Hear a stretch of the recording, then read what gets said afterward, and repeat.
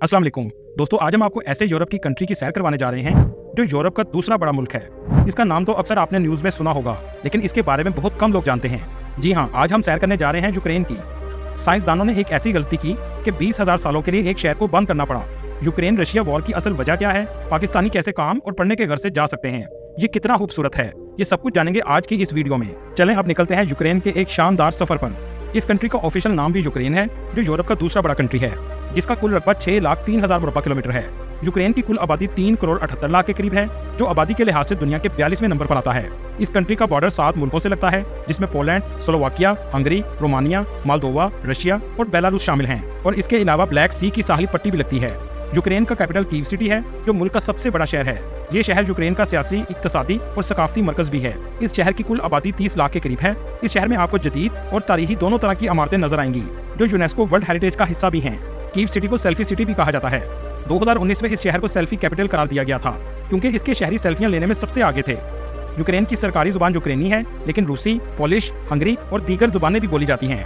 Ukraine के capital में मौजूद मेट्रो स्टेशन दुनिया का सबसे गहरा स्टेशन है, जिसकी गहराई 100 मीटर से भी ज्यादा है। यूक्रेन यूरोप के कल्चर को देखने और समझने की बेहतरीन जगह है। इसके अपने बहुत से त्यौहार भी मौजूद हैं। कंट्री में रशियन कल्चर और यूरोपियन कल्चर दोनों ही आपको नजर आएंगे। दोस्तों, आपने अक्सर यूक्रेन और रशिया के जंग के बारे में सुना होगा, लेकिन बहुत कम लोग जानते हैं इसकी क्या वजह है। यूक्रेन के मौजूदा सदर व्लादिमीर ज़ेलेंस्की हैं। ये कहां से आया है और ये कौन है? दुनिया की सबसे बड़ी जंग वर्ल्ड वार 2, जिसमें करोड़ों लोग मारे गए और लाखों यहूदियों को भी कत्ल कर दिया गया। इस जंग में पूरे के पूरे खानदान खत्म हो गए। इनमें से एक यहूदी खानदान का बच्चा साइमन ज़ेलेंस्की था, जिसके तीनों भाई होलोकॉस्ट में मार दिए गए और इसके बाप को भी कत्ल कर दिया गया। ये बच्चा फैसला करता है कि वो हिटलर के खिलाफ लड़ेगा और सोवियत यूनियन की आर्मी में भर्ती हो गया। आखिरकार 1945 में हिटलर को शिकस्त हुई और शिकस्त देने वाले सोवियत यूनियन के सिपाहियों में ये बच्चा भी शामिल था। 25 जनवरी 1978 में साइमन ज़ेलेंस्की का पोता व्लादिमीर ज़ेलेंस्की पैदा हुआ। इसे बचपन से ही एक्टिंग का शौक था। 17 साल की उम्र में ये कॉमेडी मूवी से अपने करियर का आगाज करता है, लेकिन जब इसने अपने मुल्क में करप्शन देखी तो सियासत में आने का फैसला कर लिया। 2019 में ये प्रेसिडेंट का इलेक्शन लड़ता है और जीत जाता है। 2022 में एक ऐसा वक्त आता है कि जंग यूक्रेन के दरवाजे पर पहुंच जाती है। रशिया और यूक्रेन के तनाजात 2014 में ही शुरू हो चुके थे।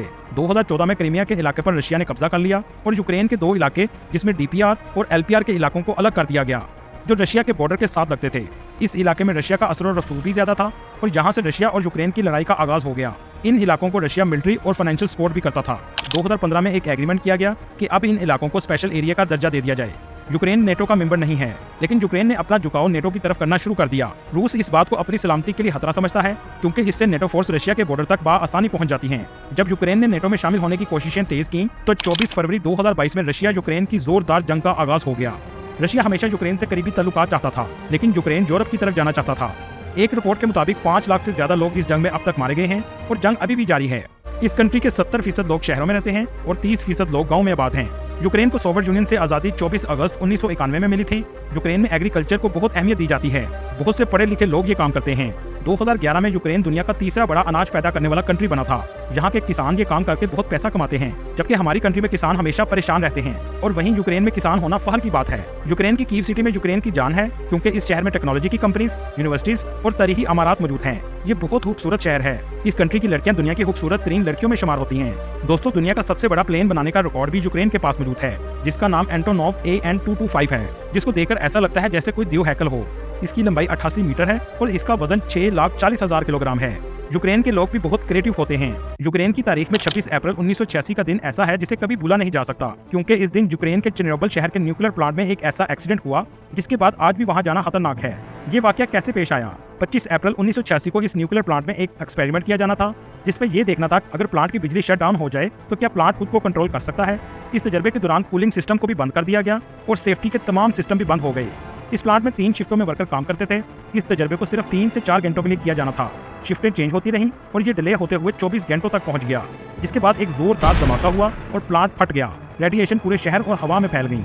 इस वक्त ये सोवियत यूनियन का हिस्सा था। 3 दिन तक सोवियत यूनियन ने दुनिया को पता ही नहीं लगने दिया कि क्या हुआ है।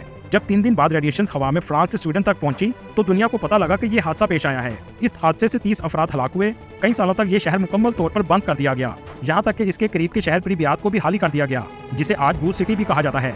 आज ये इलाका एक खास किस्म की सेफ्टी के साथ टूरिस्ट के लिए भी खोल दिया गया है। आज भी इस इलाके की गलियों और गटरों से रेडिएशंस निकलती हैं।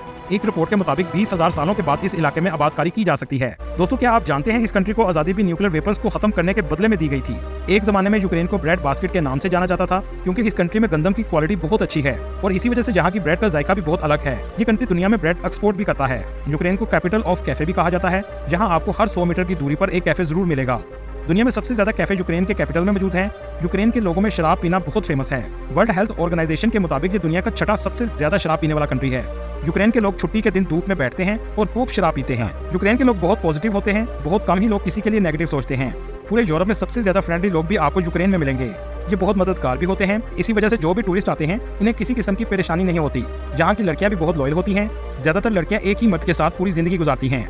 यूक्रेन बहुत साफ सुथरा कंट्री है। इस कंट्री में 7 वर्ल्ड हेरिटेज साइट्स भी मौजूद हैं। मुल्क में ट्रांसपोर्ट का बेहतरीन निजाम मौजूद है। यूक्रेन से हवाई अड्डों, बसेस और टैक्सीज के जरिए यूरोप के दीगर ममालिक में आसानी सफर किया जा सकता है। कीव सिटी में बहुत सी फेमस प्लेसेस भी मौजूद हैं, जहां टूरिस्ट बहुत ज्यादा आते हैं, जिसमें सेंट सोफिया कैथेड्रल मौजूद है, जो मसीही ज़ायरीन के लिए बहुत अहम मकाम है, जिसमें ऑर्थोडॉक्स या बाज़ंतीनी फन तमीर की झलक नजर आती है। कीव सिटी में कीव चार्टेक स्ट्रीट दुनिया की सबसे मुख्तसर लेकिन अब तक की सबसे चौड़ी स्ट्रीट है। इस शहर का इंडिपेंडेंस स्क्वायर मरकजी चौक है। आज़ादी की तहरीक का आगाज भी इसी मकाम से शुरू हुआ था। गोल्डन गेट यूक्रेन में 11वीं सदी में बनाया गया था। ये सुनहरी दरवाजा किले का दरवाजा था। इसका नाम कुस्तुनतीनिया के गोल्डन गेट के नाम से रखा गया था। लिविव सिटी यूक्रेन का दूसरा बड़ा शहर है। इस शहर से 70 किलोमीटर के फासले पर पोलैंड वाक़या है। इसकी तामीर में भी आपको पोलिश और हंगरी के कल्चर की झलक नजर आएगी। दोस्तों, आपने हमेशा यूरोप में सब्जा देखा है, लेकिन क्या आप जानते हैं कि यूरोप में भी सहरा मौजूद हैं? जी हाँ, अगर आप यूरोप के सहरा देखना चाहते हैं तो यूक्रेन में मौजूद सेंट उलस्की में आप देख सकते हैं। यूक्रेन में कार्पेथियन फॉरेस्ट मौजूद हैं, जो 33,000 हेक्टेयर जमीन तक फैले हुए हैं। इस जगह थर्मल बाथ भी मौजूद है और बर्फीले पहाड़ भी आपको देखने को मिलेंगे। ये जंगलात 12 ममालिक तक फैले हुए हैं और यूरोप में गैर कानूनी दाखिल होने वाले इस जंगल का रास्ता इख्तियार करते हैं। दोस्तों, ये इलाका सल्तनत उस्मानिया के दौर में मुसलमानों के पास था, जिसकी वजह से यहाँ इस्लाम भी तेजी से फैला। यूक्रेन में आज भी मुसलमानों की काफी तादाद मौजूद है। एक रिपोर्ट के मुताबिक 6 लाख मुसलमान आबाद हैं। यूक्रेन में 65% ऑर्थोडॉक्स, 15% का किसी मजहब से ताल्लुक नहीं, 2% मुस्लिम हैं, जो ज्यादातर क्रीमियाई और तातर हैं, 0.2% यहूदी और बाकी दूसरे मजहब के लोग आबाद हैं। इस कंट्री में पाकिस्तानियों की तादाद बहुत कम है। तकरीबन 500 पाकिस्तानी इस कंट्री में आबाद हैं, जो ज्यादातर पढ़ने के घर से आए हैं, जिसमें मेडिकल और इंजीनियरिंग के स्टूडेंट शामिल हैं।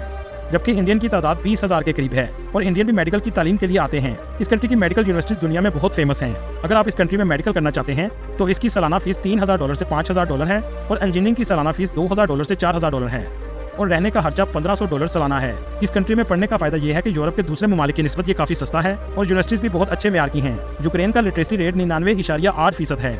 यूक्रेन में इस्तेमाल होने वाली करेंसी यूक्रेनियन हरीवीनिया है, जो पाकिस्तानी ₹7 के बराबर और इंडियन ₹2 के बराबर है। अगर बात की जाए वीजा की तो पाकिस्तान में यूक्रेन की एम्बेसी मौजूद है। टूरिस्ट वीजा की फीस तकरीबन $100 के करीब है। डॉक्यूमेंटेशन की रिक्वायरमेंट आप यूक्रेन की एम्बेसी की वेबसाइट पर देख सकते हैं, जिसका लिंक मैं आपको डिस्क्रिप्शन में दे दूंगा। जंग की वजह से बहुत से इंफ्रास्ट्रक्चर को नुकसान भी हुआ है, जिसके लिए कंस्ट्रक्शन की जॉब्स भी बहुत मौजूद हैं। इसके अलावा इस कंट्री में एग्रीकल्चर की जॉब्स भी बहुत ज्यादा हैं। 2 साल से जंग की वजह से वीजे बंद थे, लेकिन अब दोबारा वीजे ओपन हो चुके हैं। दोस्तों, ये थी आज की हमारी इन्फॉर्मेटिव और दिलचस्प वीडियो। आपको वीडियो कैसी लगी कमेंट में जरूर बताइएगा और नए वाले दोस्तों से गुजारिश है हमारे चैनल को सब्सक्राइब और लाइक जरूर कीजिएगा। अगली वीडियो तक अल्लाह हाफिज।